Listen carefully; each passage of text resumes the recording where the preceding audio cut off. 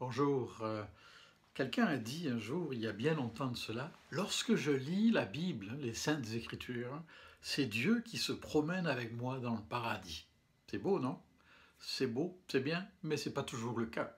C'est souvent difficile, difficile de se concentrer, difficile parfois de comprendre, et peut-être qu'on s'identifie pas tout à fait à cela. Et pourtant, je crois vraiment que ouvrir la Bible, la lire, cette Bible que nous croyons être la parole inspirée de Dieu, peut véritablement être comme se promener avec Dieu dans le paradis ou comme Adam et Ève pouvaient le faire dans le jardin d'Éden avant la chute.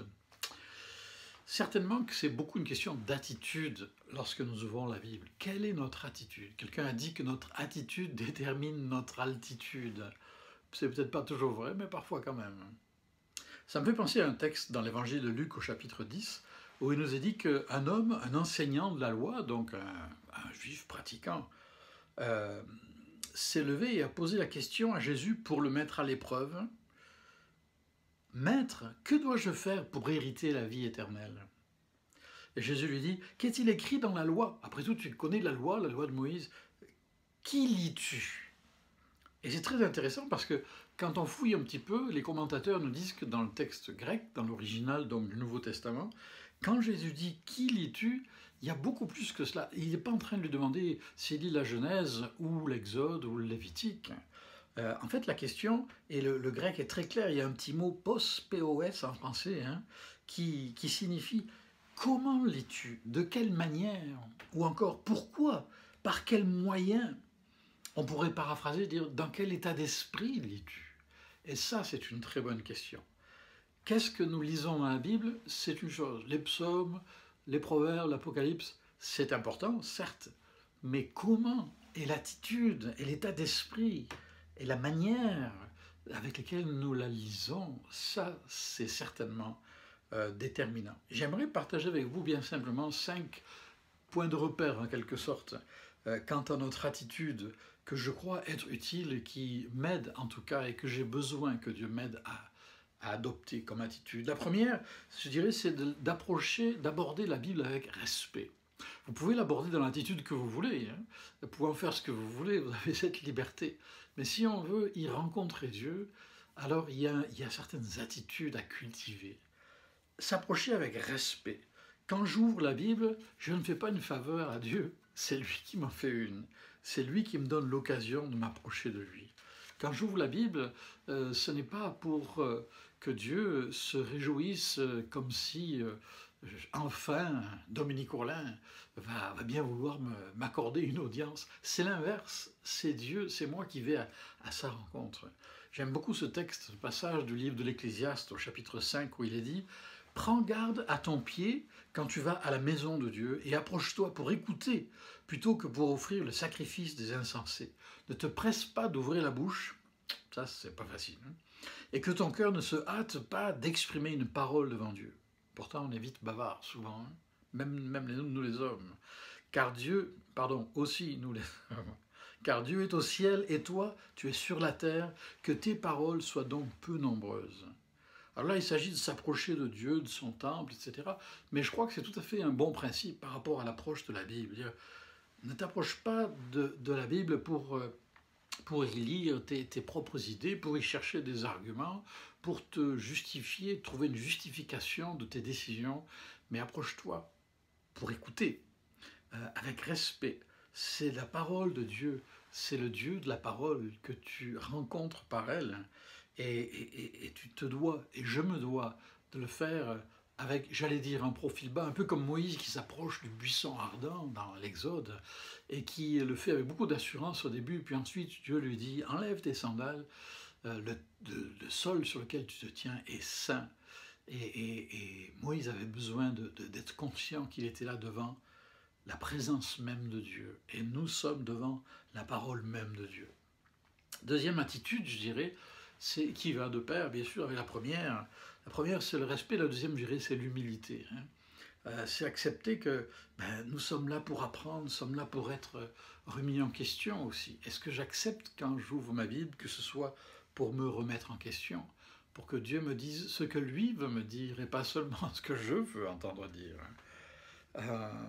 Est-ce que je le fais s'approcher dans la même attitude que Jean-Baptiste a manifesté dans Jean au chapitre 3, il est dit, il parlait de Jésus, il faut qu'il croisse, c'est-à-dire qu'il devienne de plus en plus grand, qu'il prenne de plus en plus de place dans ma vie, et que moi, je diminue.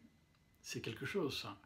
Et ce qui est intéressant, c'est qu'il ne dit pas il faut que je diminue pour qu'il croisse, en passant. C'est pas moi qui dois faire toutes sortes d'efforts là pour me crisper, pour plaire à Dieu, pour gagner sa faveur. Non, non, c'est Seigneur, prends toute la place par ta parole, viens habiter mes pensées, mes réflexions, parce que j'ai vraiment besoin de toi. Et alors seulement, je vais pouvoir diminuer, c'est-à-dire prendre la place qui me revient et te laisser régner comme tu le mérites, comme tu en es digne. Hein. Alors oui, avec respect, s'approcher avec respect, puis avec humilité pour apprendre. Et pour aller un pas plus loin, je dirais s'approcher avec docilité, oui, pour apprendre. J'aime beaucoup cette parole d'Ésaïe 50 où il est dit « Le Seigneur l'Éternel éveille chaque matin, il éveille mon oreille pour que j'écoute à la manière d'un disciple. » Un disciple, c'est un apprenti, hein. Quelqu'un qui a tout à apprendre. Et un apprenti, c'est quelqu'un qui apprend en écoutant et en regardant faire, hein, qui regarde son maître. Comme Jésus, d'ailleurs, a été sans doute apprenti de Joseph pour apprendre à travailler le bois. C'est assez fascinant de penser à cela. Hein. Et du temps de Jésus, c'était très courant de la mentalité des gens d'être un disciple. D'ailleurs, les premiers chrétiens n'ont été appelés chrétiens que par les autres. D'ailleurs, il semble que c'était peut-être une manière un petit peu de se moquer d'eux. Ah, les petits Christ. Ou de reconnaître qu'il y avait quelque chose de Christ en eux, soyons optimistes. Mais la vérité, c'est que les premiers chrétiens ne s'appelaient pas eux-mêmes chrétiens, mais ils se disaient disciples, parce que c'est ce que Jésus les avait appelés, des apprentis. Ouvrez la Bible pour apprendre. Apprendre à connaître le caractère de Dieu, la volonté de Dieu, les voies de Dieu. La volonté de Dieu pour notre vie, apprendre des autres, apprendre de ceux qui nous ont précédés sur le chemin de la foi. D'ailleurs, Jésus dira dans Matthieu 11, « Venez à moi, vous tous qui êtes fatigués sous un lourd fardeau. » Ça arrive, hein, même quand on se prend pour un homme fort. Je vous donnerai du repos. Prenez mon joug sur vous. Et un joug, c'est pas fait pour écraser, hein, en passant, c'est fait pour aider à porter une charge, notre charge. Et mettez-vous à mon école. Recevez de moi, laissez-moi vous instruire, car je suis doux et humble de cœur, et vous trouverez le repos pour vos âmes. C'est quelque chose, pouvoir le matin, de préférence, ouvrir sa Bible en disant, Seigneur, viens m'apprendre, j'ai tout à apprendre, viens m'instruire, aide-moi, Seigneur, à grandir dans ta connaissance, non pas pour impressionner les autres, mais pour manifester devant les autres combien tu es présent dans ma vie, et combien ta grâce est agissante, est à l'œuvre. Je veux me mettre à ton école. Quelle est la leçon du jour, Seigneur? Et attention, si vous êtes attentif, si je suis attentif et docile, c'est sûr qu'il va y avoir de nouvelles leçons. Et c'est sûr que si on ne les apprend pas, on risque de les retrouver le lendemain. Hein. Mais c'est pour notre bien. C'est pour notre bien. Alors acceptons-le. Acceptons d'écouter, de lire à la manière d'un disciple. Comment lis-tu? Dans quelle disposition lis-tu la Bible? Dans quel état d'esprit? Ça, c'est une vraie question. Et puis un autre principe, c'est celui de la fidélité. C'est de s'approcher de cette Bible fidèlement, c'est-à-dire pas accidentellement, sporadiquement, une fois de temps en temps, quand ça nous chante, ou que, ah ben tiens, je vais lire ma Bible. C'est mieux que rien, mais pas beaucoup mieux que rien. C'est un peu comme manger comme ça, quand ça nous chante, quand ça nous vient à l'esprit. Ben non, on a besoin pour travailler, pour être énergique, pour être en forme le plus possible, on a besoin de se nourrir régulièrement. Et c'est la même chose. Et c'est aussi tout un défi d'apprendre à se nourrir de cette parole. George Muller, qui était un homme de foi extraordinaire en Angleterre, a dit ceci, « La vigueur de notre vie spirituelle sera toujours en proportion exacte avec la place que tient la Bible dans nos pensées et dans nos actes. J'ai lu la Bible une centaine de fois, disait-il, avec toujours plus d'émerveillement. Elle m'apparaît chaque fois comme un livre nouveau. J'ai reçu de grandes bénédictions par son étude régulière et assidue, et pour moi, une journée sans un moment d'étude de la parole de Dieu est une journée perdue. » À méditer, certainement. Jésus dira dans Jean 8, « Si vous demeurez dans ma parole, vous êtes vraiment mes disciples. C'est intéressant, il n'a pas dit si vous lisez ma parole, comme ça, de temps en temps, là. Si vous demeurez, si vous y habitez, si vous vous y attardez. Cherchez pas à lire des tonnes de chapitres, là. Surtout si vous n'aimez pas la lecture. Lisez court, lisez un paragraphe des évangiles ou un chapitre tout au plus. Et laissez cette parole s'imprégner en vous et dans vos pensées et dans votre journée. Et pourquoi pas essayer d'y repenser dans la journée. Ça, c'est tout un défi aussi.